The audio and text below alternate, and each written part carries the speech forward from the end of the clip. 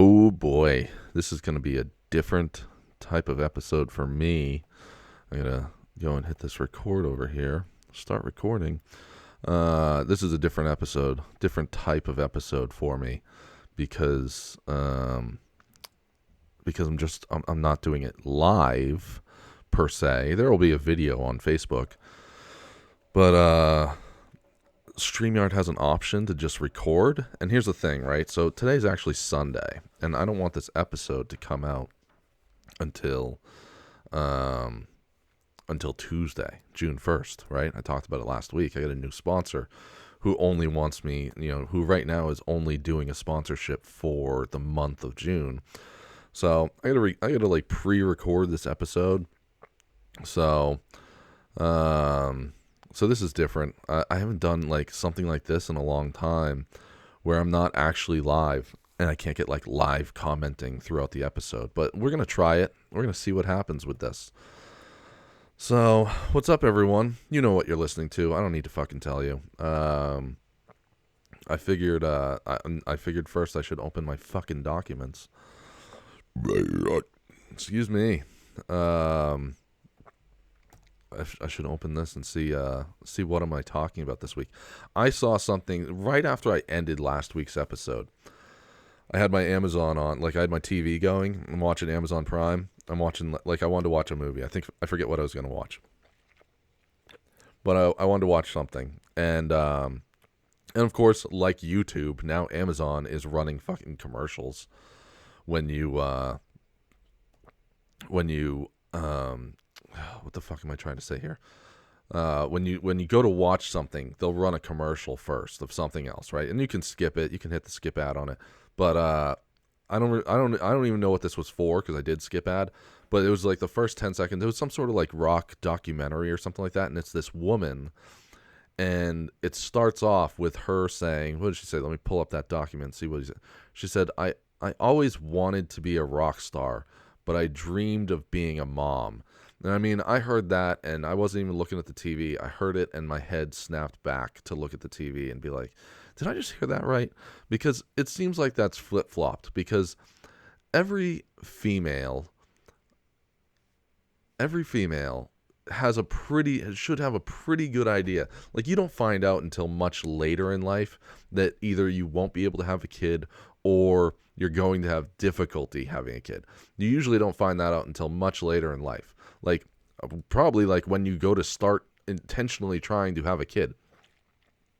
Like, if you're the kind of girl who through high school and maybe in your 20s, you were just like letting guys, empty full clips in you and you never got pregnant, you might just think you were lucky. But when you get like, assume you get married or you're with someone for a long time and you decide that you want to have a kid now, and it's just not happening, that might be the time when you figure out like, oh, there might be a problem here. Maybe I can't have a kid. So it doesn't make any sense to me that you would dream of being a rock star. There's only so many people that get to do that. There's probably like, I don't know, there's probably like what, maybe 10, 20,000 different people who've like really made it crazy big. Like, and I don't mean like every goddamn, Spotify playlist person. I mean like Neil Diamond big. Who else? Who are some of the Whitney Houston big. Nirvana big, which even Nirvana, I don't even know if I would qualify them as being like that big. Has everyone only heard of Nirvana because the lead singer killed himself?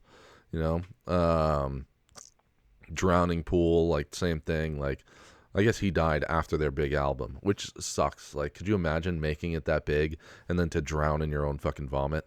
And the sad irony of naming your band Drowning Pool and then you drown in a pool of your own vomit. God, that sounds like an awful way to die. I mean, there's probably no shortage of ways to die. But man, drowning in your own, no, that sounds so awful. So that was just a thought that I had the other day. It's just crazy to me that someone would say that. I wanted to be a rock star, but I dreamed of being a mom. I feel like they could have could have flip flopped that or said it a different way. Like being a rock, you could have even said being a rock star is awesome, but I always wanted to be a mother, or even maybe I guess I always dreamed of being a mom. But yeah, you dream to be a rock star of some sort. So yeah, just a strange thought that I had the other day. I'm working, and part of my job is delivering to this mall. I don't know what malls are like where you guys live right now. Um, my malls here in New Hampshire, like, well, I shouldn't say my malls because I only deliver to one, and there's like four like decent sized malls in New Hampshire. There's the Pheasant Lane Mall in Nashua, New Hampshire. There's the Fox Run Mall in Newington, New Hampshire, and then there's the Mall of New Hampshire in Manchester. And I remember when I was like 18, right? So I turned 18, and I'm working at this movie theater in Bedford, New Hampshire, and it only like I'm 18 years old, and it paid $5.50 an hour, which was 25 cents above minimum wage.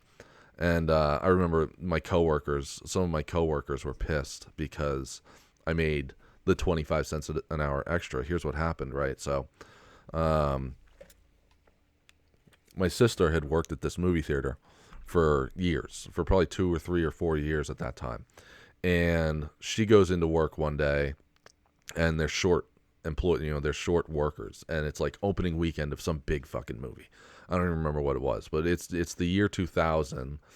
It was like February, I think, of 2000. No, it was the year that I dropped out of high school. So it's February 2000, and it was like a Saturday, and my sister goes into work, and they're short someone. So she calls home, and I get on the phone, and she says, "Hey, do you want to come and work here for the day?" And I said, "Yeah, sure, I can do that." And so my mother drove me from Fremont to Bedford. It's like a 35-minute drive. I was 17, but I didn't have my license. I didn't get my license until I turned 18. I'll tell that story in a minute if I remember. We'll see if I remember. But so I'm 17. My mother drives me from Fremont to Bedford to go work with my sister for the day. And to work there, I had to fill out an actual job application for them to pay me for the day. So under the like desired pay, I was just like, I figured you could put in anything you wanted. That's what I thought. I thought you could put in anything you wanted. I had only had one official job up to that point. So I was like, okay, yeah. Desired pay $5.50, and the one official job that I had before that, I made $5.50 an hour. So I was like, okay, yeah, like no one actually. At the time, I was like, no one actually pays minimum wage, right? Like minimum wage is nothing. Like minimum at the time, I was like, minimum wage is for McDonald's, but a movie theater is different than McDonald's.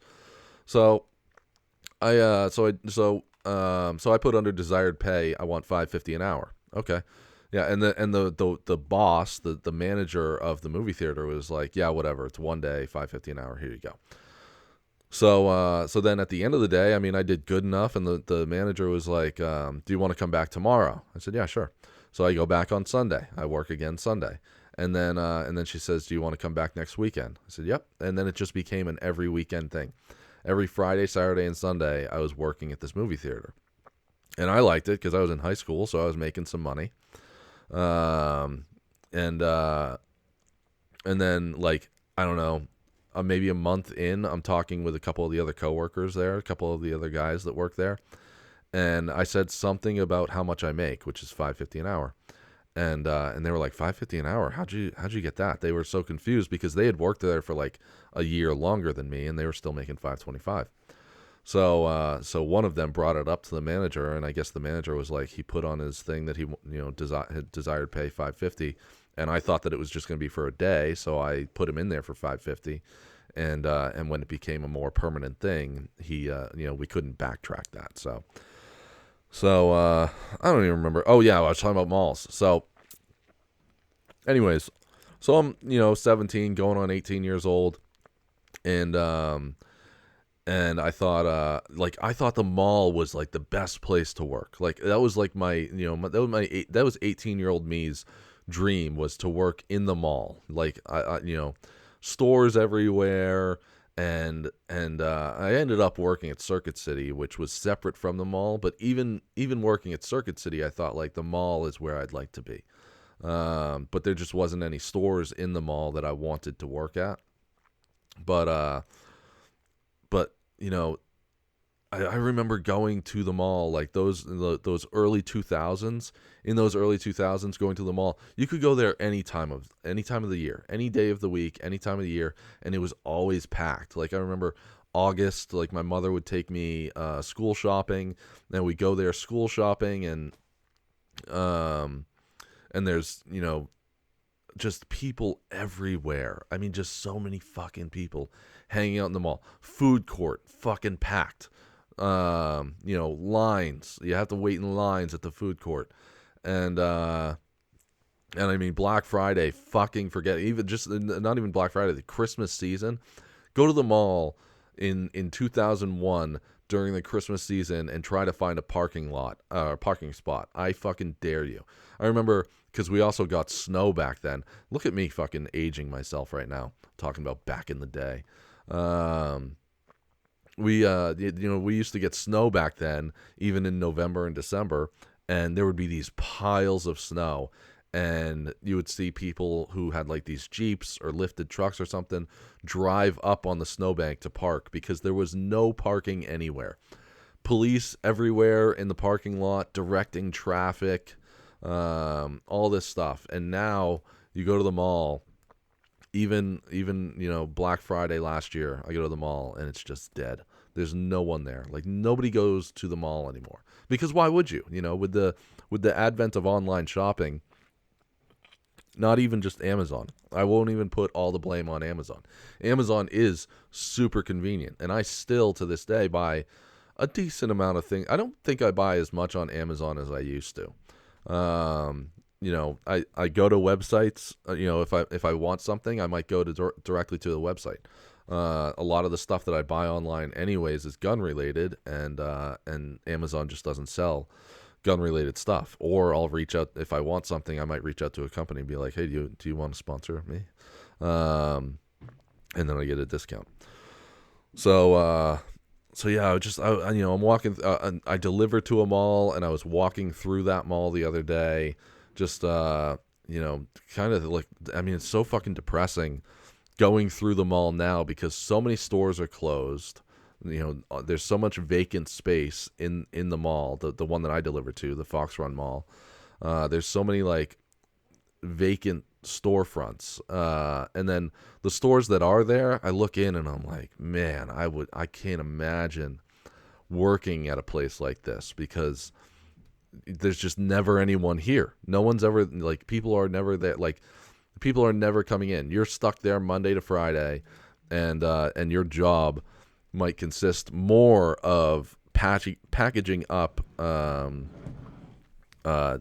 delivery stuff, just packaging up stuff to give me, the postman. Yeah, I don't know. It's quite the it's sad to walk through the mall. It's depressing, to be honest. I go into like Spencer's once in a while when I'm there to do a little shopping. I've gone into Rue 21. I used to like that store. I was telling Ro the other night that, like, I used to go to when my mother would take me school shopping, I would always go to Pacific Sunwear. They sold great jeans. They sold I think they were called Bullhead jeans. Let me verify that. I think they're called Bullhead jeans. Was that what they were called? I mean, if you search Bullhead jeans, yeah, Bullhead denim. Bullhead denim, sorry. Nope, well, it does say women's premium destroy skinniest skinny fit jeans, which seems to be all Pacific Sunwear sells anymore. In fact, yeah, I'm right. Yeah, if you look, and then you get down to maps in Google, it shows Pacific Sunwear as where you can buy this. So yeah, Bullhead.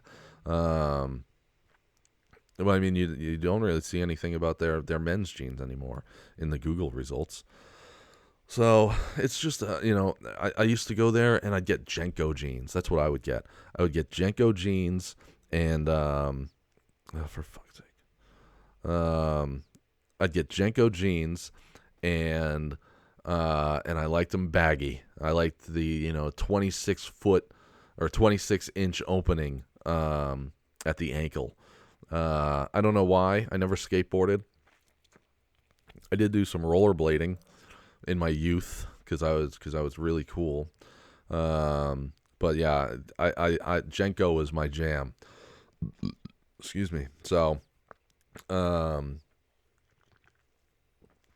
now I haven't gone into Pacific Sunwear shopping in a long time, and that's because somewhere around like my first or second deployment, I think it was closer to my second deployment because it was like 2010, 11 area.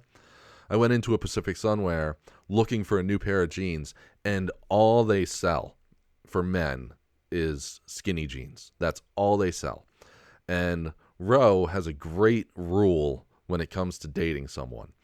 Their hair can't be longer than hers, and she can't be able to fit into their jeans, or they can't be able to fit into her jeans. So I am a far cry from ever being able to fit into a pair of her jeans. So her and I both have pairs of 511 tactical pants. Her for work, me for fun. But it's fun when I'm like, I'll be like folding laundry, and I pull out like a pair of pants that we both have the same. We both have the same. We both have a pair of 511 pants, and the color is like a beige or tan type of color. And I'll look at it like when I grab it at first, I'm like, oh, is this a pair of my pants? And then as soon as I grab the waist, I'm like, no, it's not. These are not mine at all. So I talked a moment ago about my driver's license. So my parents had a rule when I was like, my parents always said my sister was the test kid. That's what they always said. Like when she was like 4 years old, they bought her an ATV. When she was like, I think she was like 14 and a half, maybe she was 15. They bought her a 1994 Jeep Wrangler. Stick shift, and she had never driven stick shift. I'll never forget this day. All right, let me see if I can tell you this. So it was funny. She'd never driven a stick shift, and I don't think that my father even gave her the opportunity. My father might have given her the opportunity to drive up and down our road, right? So where I grew up, we have our own road named Gates Lane, and it's about, I don't know, maybe 1,000 feet long. It's a dirt road. There's 4 houses on it. It's all family. My grandparents bought this property back in 1955 or 6, and they bought like 160 acres. So it's a huge piece of property and a dirt road. And actually back in 1994 or back in 1990, let's see here, 1995, I think is when they bought her this Jeep. Let's see here. They bought her this when she was 15. So that's 1990. Maybe she was 16. Maybe they did get it for her 16th birthday. Yeah, because that would make sense. It was 1995. Yeah, she would have been maybe 1994. It wasn't a brand new Jeep. Maybe it was a 1992 Wrangler. Because it wasn't brand new, but it was pretty goddamn close. And I know it was a 90s Jeep. It was like a year or two before they changed the Jeeps back to the circle headlights. So it had the square headlights on it. So anyways, they buy her this Jeep, and I think my father probably gave her an opportunity to drive up and down the driveway a few times. And it's a stick shift, which she's never driven, so she's never used a clutch before. She has no idea what she's doing there. Not like I did either. But so then me and my brother, I think, are both in the back seat, and my father's like, okay, let's go to the grocery store in Raymond, and she like gets out onto the road, and then when she shifts to second, like drops the clutch and fucking rocks the truck back and forth like a bunch. Anyone that's driven a stick knows exactly what I'm talking about. Rocked the fucking truck back and forth a bunch of times. We got to a stop sign and she stalled it. We got to a stop light and she stalled it. Coming out of this grocery store was a fucking nightmare. It still is to this day, where there's no lights or anything, but there's a ton of traffic and you have to cross essentially, the equivalent of 4 lanes. You have to cross. If you're turning left, you have to cross 4 lanes of traffic. So you have to wait for a break in traffic and then get across the road. So she, stalls it out a few times there. We get to another stoplight. She stalls it out. This whole time, my father is being completely unreasonable. He's supposed to be teaching her to drive a stick, and he's being completely unreasonable in his anger about her stalling out come on, you're supposed to do it this way. I told you to do it this way. And I mean, he's not even an old man at this time. I think he's in his 40s. And so he, eventually my sister just gets so frustrated with him. She's like, I'm done. You drive. And they switch seats. And he drives for not very long. He drives for maybe 5 minutes before he pulls over and he's like, all right, let's do it again. And so she gets back in, and she did fine the rest of the way home. She did, just fine the rest of the way home. So, but my parents, like I said, always refer to her as the test child. So when it came to me and my brother, we had to get our own cars. And we had a rule, and that rule was that in order to go to driver's ed, we had to have straight A's to go to driver's ed. We had to get straight A's. I feel like they set that as a goal because they knew it was never going to fucking happen. Me and my brother were not good in school. I think I got an A in art class once, and I probably got an A in gym. So I feel like that was a setup. They knew that shit was never going to happen. So they, they're telling us that we have to get straight A's, right? So I'm 17 years old. And in New Hampshire, I don't know about other states, but in New Hampshire, you don't actually need driver's ed. Once you turn 18 years old, you can just go to the DMV and get your license.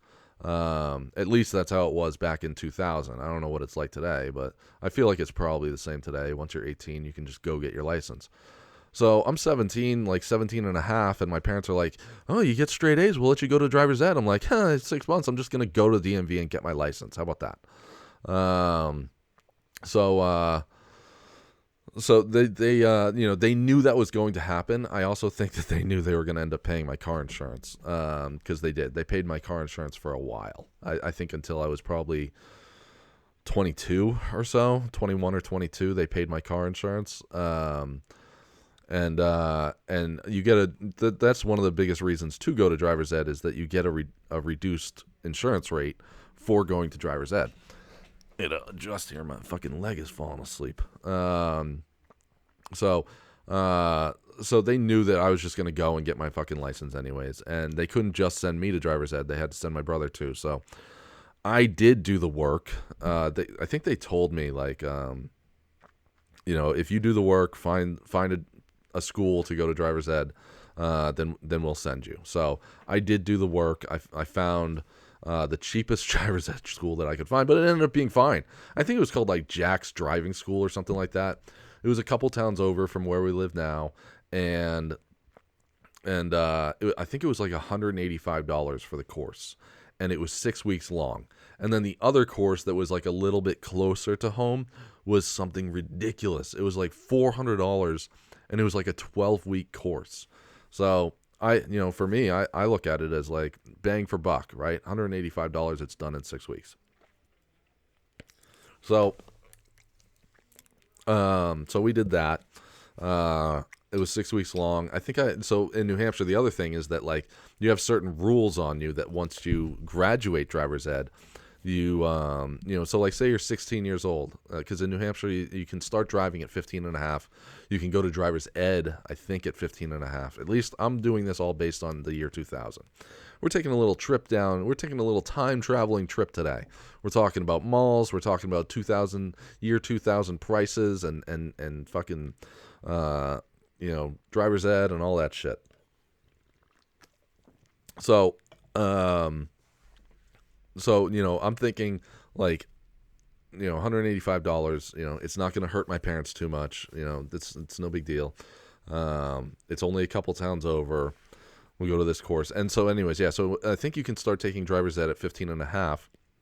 But even after you get your license, you can't get your license until you're 16. And then even after you get your license at the time in 2000, for 90 days, there's certain restrictions. Like I don't think you can drive at night. I don't think you can have passengers in the car that aren't family members. And there might have been one or two other rules that you had to abide by. But those rules expired when you turned, if you got your license. Like me, I was like 6 weeks away from turning 18. So when I turned 18, even though I got my license and I could drive, but I couldn't, I had those restrictions on me because I was still in that 90 days. But when I turned 18, those restrictions all expired. So I didn't have a car though. That kind of sucked. I had my license and no car, but and I was frustrated about that. I was really, I was acting like a real spoiled fucking brat. I won't even excuse me. I won't even sugarcoat that. I really was acting like a spoiled little brat. So I turned 18, and it was only like a week later, maybe, that I did get a truck. I sold an ATV for $3,500. I think it was like $3,500. I sold an ATV. Or no, it was like $3,000. I sold this ATV for $3,000, and me and my father split the money on that. So my father took 15, and I took 15, and then I bought my first truck, a 1990 Ford Ranger for $1,800, which was a 5-speed. And because my sister had that Jeep Wrangler, I already knew how to drive a stick shift because I remember, I used to just sit in this Jeep Wrangler when it was in the driveway. I would just sit in this Jeep Wrangler, pretend that I was driving. I'm like fucking 14 years old, 15 years old, still playing pretend. And I would just sit in there pretending to drive. And then one day my father came outside, and he's like, do you want to learn how to drive that? And I said, yeah, okay. And so he gets in the passenger seat, and we drove up and down Gates Lane, and he's teaching me how to switch gears. And I think it was after I hadn't quite gotten my license yet. I was able to drive with my parents because I was over 15 and a half. I was able to drive with my parents. And I had watched a NASCAR race that focused in on the foot movements of these NASCAR drivers and how they shift. And like, they would just fucking hammer the clutch, right? They'd punch the clutch down, shift into the next gear, and then dump the clutch and slam the gas at the same time. And the first time that I went out in this Jeep Wrangler with my father, I did exactly that. I'm like, I didn't punch the gas, but I did add throttle. And then I just punch the clutch really quick and shift and dump the clutch and make the truck like fucking try to do a wheelie.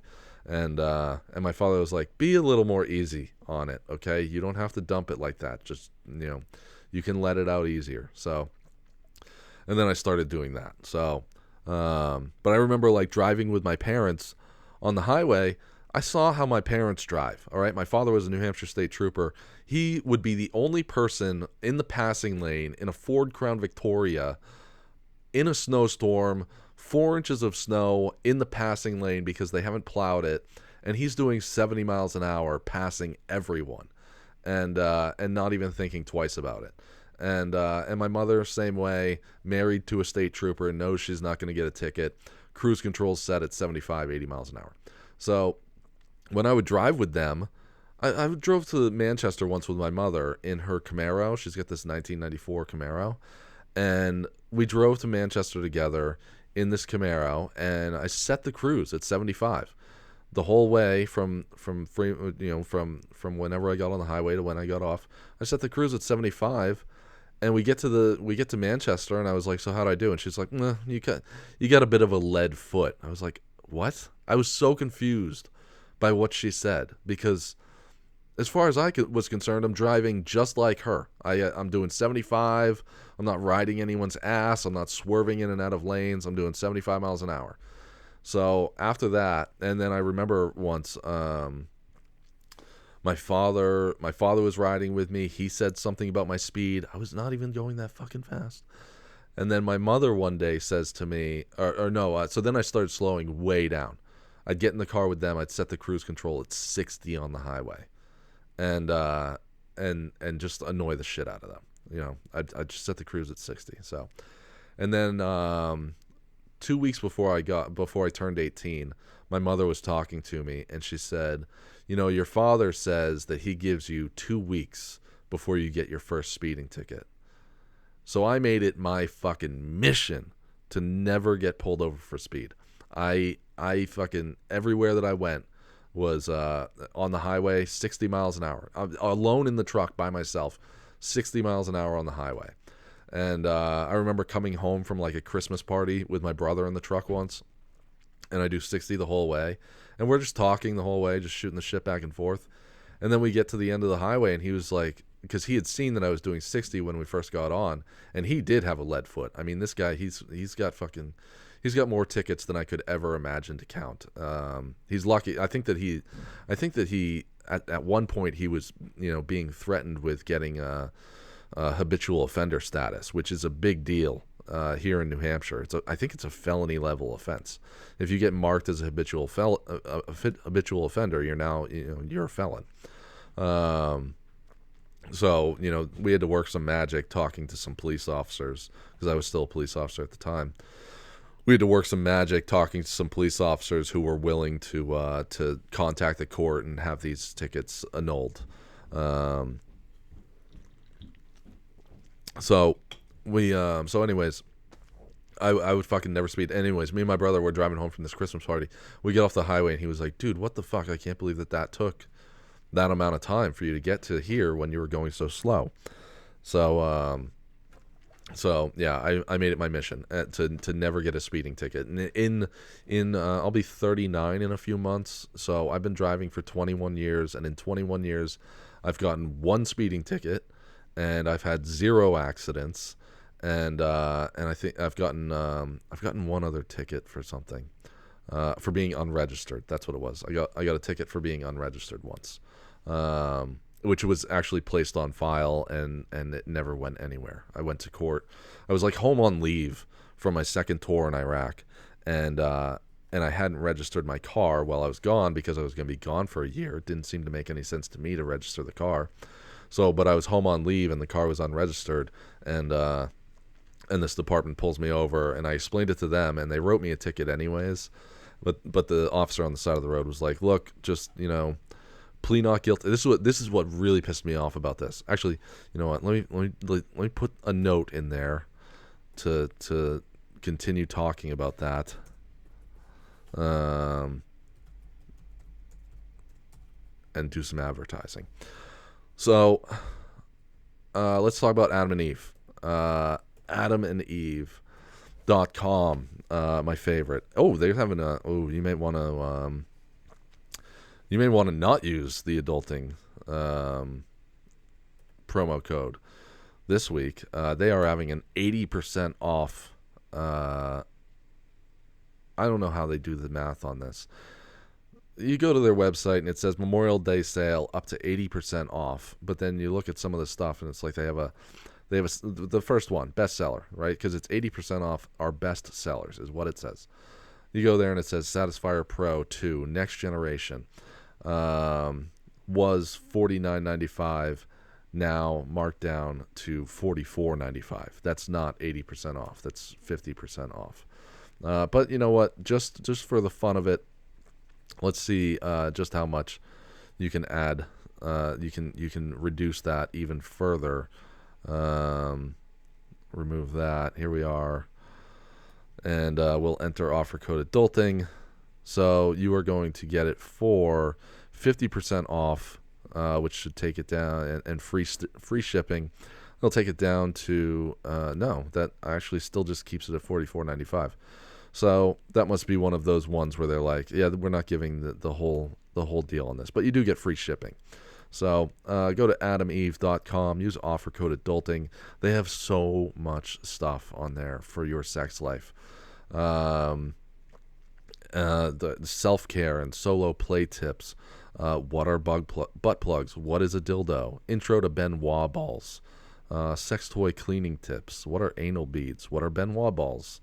What are sex toys? All women's toy guides. About men's penis rings. I haven't used a cock ring. I think that has more to do. Like, I have no interest in it just because, like, I don't have like a premature ejaculating problem. At least I haven't so far. Like, I've never and I've never I've seen it even in porn.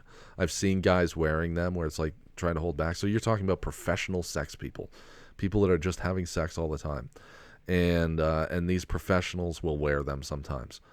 If it builds up, then I can see where it would be cool. But you know, what are butt plugs? I don't really see the point of a butt plug for a man, because you're occupying the hole that's going to be needed, if that's what you're into. Penis pumps, penis pumps 101 for couples. Let's see here. Anal sex tips for couples. What are sex swings? Again, another thing that I haven't had a real interest in. That just seems like there's too much going on there with sex swings. But either way, go to adameve.com, use offer code adulting, get 50% off virtually most any one item, and free shipping. And you get a cool little romance kit. You get the DVD pack that I talked about last week, which isn't actually a DVD pack. It's video on demand. So they'll send you a little card, and you can use that card to go online and get your videos. And I think, if I remember right, they have like options for videos, like what kinds of videos do you want. So let's see here. I do wonder though. Let's see here. I see lingerie, bondage, vibrators, lubes, and oils. What I'm not seeing here is, because I would think that they have like a section here of movies, right? Like if they're sending you a video on demand package, I would think that they have like movies, but I don't really see anything. I guess they have a store. Where are their stores? Find a store near me. Let me select New Hampshire and see. Does that mean there's actual stores? They must, because New Hampshire's not listed in here. Let's click on Massachusetts. So in Massachusetts, there are actual Adam and Eve stores.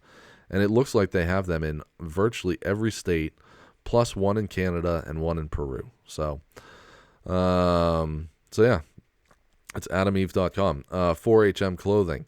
Let's see what he's got going on there. Again, I do the same offer code across platforms because it just seems to make it easier. If you listen to this show and you go to someone that sponsors me, then I don't need like Adulting 20 or Adult 20 or Adult Pod, or I don't need different ones on all of them. For me, I'm just like adulting. It's adulting on all of the fucking. You want a discount?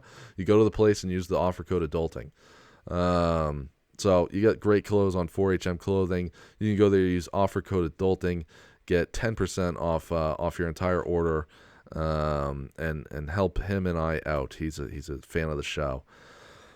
And I appreciate him doing this partnership with me. Now for the big reveal. I'm recording this on Sunday, May 30th, but it's not being released until June 1st because the sponsor wants all of the offers to be done in the month of June. They want to track how the show does through the month of June. So if you go to so the new sponsor is Manscaped. All right, I was psyched when I got this email saying, "Hey, we've listened to your show and we'd like to enter into a partnership with you." Discount code is adulting, like I just talked about. This is an exclusive code for my listeners. Adulting is for my listeners, and then every other show that does hosting with Manscaped, I'm sure they have their own codes, but use adulting. Talking points. They sent me a big long email of stuff to read, and said that the ad needs to be 60 seconds long. And with everything that they sent me, it's going to be more than 60 seconds. But I don't care. It gives me a reason to talk a little bit more. So they really want me to talk about. So they sent me a fucking cool package kit. If you're watching on the video, I've got the Lawnmower 4.0 right here in my hand. This thing is fucking awesome. I intentionally did not do any manscaping for a couple weeks, knowing that this was coming. This thing is awesome. So it's a little trimmer, and it's rechargeable. You can hear it there in the microphone. It's got a light on it, so you can see what you're doing. You don't want to nick your balls when you're using this thing. It came with all sorts of different heads on it, so that you can, shave to whatever length you desire. But the Manscaped website, here, let me talk about this first. Support for Adulting with Donnie is brought to you by Manscaped, who is the best in men's below-the-waist grooming champions of the world. Manscaped offers precision-engineered tools for your family jewels. Manscaped just launched their 4th-generation trimmer, which is in my hand, the Lawnmower 4.0. You heard that right, the 4.0. Join over 2 million men worldwide who trust Manscaped with this exclusive offer for you. 20% off and free worldwide shipping with the code ADULTING at manscaped.com. Manscaped.com. Talking points. Imagine shaving with a sleek, well-designed, and optimized trimmer that makes shaving time your favorite time in the bathroom. I'm one of the first people to try the new 4.0, and I'm blown away by the performance. I'm not lying. I do very much enjoy this thing. I know I'm reading this off of the copy, but I do very much enjoy this thing. It is awesome. It feels good in my hand. It's small and light. It's not bulky. I like it a lot. The craftsmanship and details on the 4.0 are next level. Let's see here. Manscaped engineered the ultimate groin and body trimmer by focusing on intelligent functionality and an incredibly comfortable grooming experience. Their 4th-generation trimmer features a cutting-edge ceramic blade to reduce grooming accidents thanks to their advanced skin-safe technology. I now feel confident shaving my boys. Dude, there's nothing worse, because I've shaved before. I usually use a regular razor to shave. I've used trimmers before, and I stopped using them because the skin on the ball bag would get caught in these trimmers, and that shit is not comfortable. This thing is so cool. I love it. Let's see here. So this upgraded trimmer includes a multifunction on-off switch that can engage a travel lock. It also gives you the ability to turn on the 4000K LED spotlight on and off when needed for a more precise shave. That thing is awesome. To put a light on at the top of that is some serious. They had someone shaving who was like, "All right, what do you want? What do you need? Tell us what you need. I need it to be rechargeable. I don't want to be switching out batteries like that fucking piece of shit Gillette. I don't want to have to keep going and buying, some AAA batteries, and the thing starts to die down. I'm in the shower trying to shave, and this thing just dies. I want an LED. I want a light on here. I want to know how much time is left on the battery, because they have a little thing down at the bottom that shows whenever you turn it on, it shows how much battery is left in there. Did I mention wireless charging? The new wireless charging system uses electromagnetic induction, which can help battery length last longer. Men, if you've been shaving with the same nut trimmer on your face, you've been doing it wrong. No person wants to end up with pubes in their mouth. That is 100% true. It's time to get your own ball, hair, and body trimmer with Manscaped to make me time the best time, and enhance your confidence with some nice, smooth boys. Get 20% off plus free shipping with the code ADULTING at manscaped.com. Your balls will thank you. Get 20% off and free shipping with the code ADULTING at manscaped.com. That's 20% off with free shipping at manscaped.com. Use code ADULTING. Unlock your confidence and always use the right tools for the job with Manscaped. All right, now that I've read what they want me to, I think. Yeah, there's so much other shit that I have to do. I also wanted to check out their website, which, holy shit, they sell way more than I thought they did. You get boxers, T-shirts. They sent me a pair of boxers and a T-shirt, and the quality is awesome. They have the Shed premium travel bag, the Magic Mat, a mat that you can set on the floor while you trim around your nut area, and then you don't have to worry about your girlfriend finding your pubes all over the floor or whatever. They have a bunch of different tools. The Lawnmower 4.0 I just talked about, the Lawnmower 3.0, the Weed Whacker electric nose hair trimmer, the Crop Shaver, which is a 3-blade groin razor, the Plow, which is a single blade face razor, the Shears, come on, get that, the Shears luxury nail kit. There's so much stuff. I can't even go through it all in one shot. I will, though, over the course of the next few episodes. So, there you go. Manscaped.com. Check them out. Use offer code ADULTING, 20% off your order, plus free shipping world fucking wide. Okay, so back to what I was saying. I got pulled over, right? I get pulled over in Hampton, New Hampshire for being unregistered. And the police officer's like, if you want, you can just plea not guilty on this, send it in. You'll get a court date. When we go to court, you can, we'll just place this on file when you get home from fucking Iraq. Okay, so I do that. I go home. I immediately mark it not guilty, put it in the mailbox, send it off, right? Well, I was a little worried because my brother ends up emailing me a few weeks later, and he says, hey, you got a letter in the mail saying that your license is threatened to be suspended. So that's weird. I said, there's nothing that would make that a thing. So what I do is I called a friend who was a police officer. I was like, hey man, can you run my license? And this is like in August. I'm coming home at the end of August. I'm coming home from Iraq at the end of August. So it's like mid-August. I emailed him and I was like, hey man, can you do me a favor? Just run my name and see my license status. And he says, okay. So he runs my name and he says, it shows that you're valid, but that you did default a court summons. So if you default a court summons, then your license is automatically suspended. So I was like, that's so weird. Like I defaulted, but I'm not suspended. So I'm a little concerned about it. I come home from Iraq. I'm driving around. Everything is fine. I'm up in Maine, in Rangeley one night. And on my way to Maine at like 3 p.m, I called the state. And I said, hey, I don't know what's going on, but apparently my license says that I'm suspended, but I defaulted a court summons. I want to make sure that I'm not going to get my license suspended. And they were like, yeah, there's nothing we can do for you about that. Yeah, you're absolutely right. It does show that you defaulted. I said, that doesn't make any sense. I mailed in the fucking thing saying not guilty, which delays, that's not defaulting a court summons. You don't default by sending it in saying not guilty. You're asking for a court date to be heard. So I send this in and they say, yeah, there's nothing we can do. But your license is valid.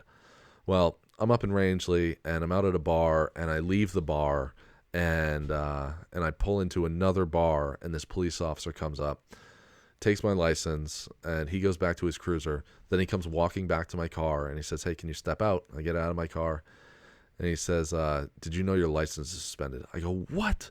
There's no way my license is suspended. And he fucking snaps into high gear, grabs my hand, spins me around, throws cuffs on me, arrests me for that, right? For driving after suspension.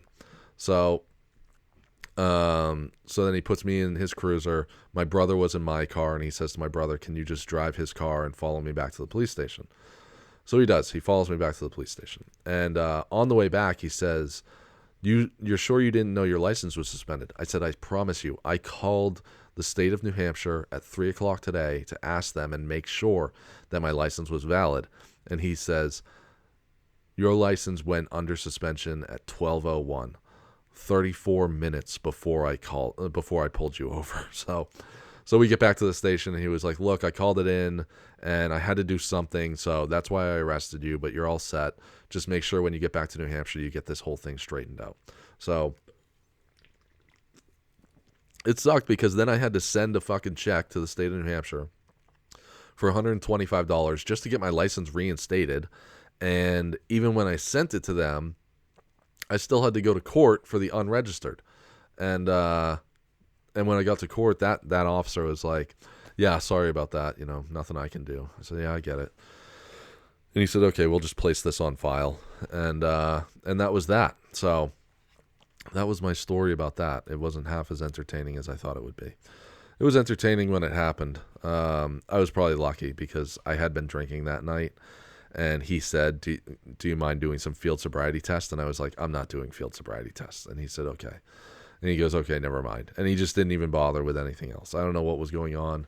Maybe he just wasn't in the mood, but he was like, yeah, whatever. It's no big deal. And he just let us go. You know, our house was only a quarter mile from the police station. So he was like, yeah, just get home safe and don't be drinking and driving anymore. So I think that's going to do it for me for this episode. And you guys are going to get another episode this week. I'll do another episode coming out on Wednesday. So that's it for me. You can find me, Adulting Donnie, on Instagram, Adulting with Donnie Podcast on Facebook, Suicide Prevention Line, 1-800-273-8255. That's 1-800-273-TALK.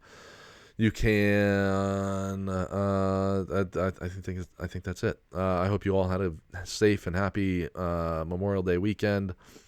Don't forget, Memorial Day is about dead soldiers, not those that are still living. So, all right, everyone. See ya.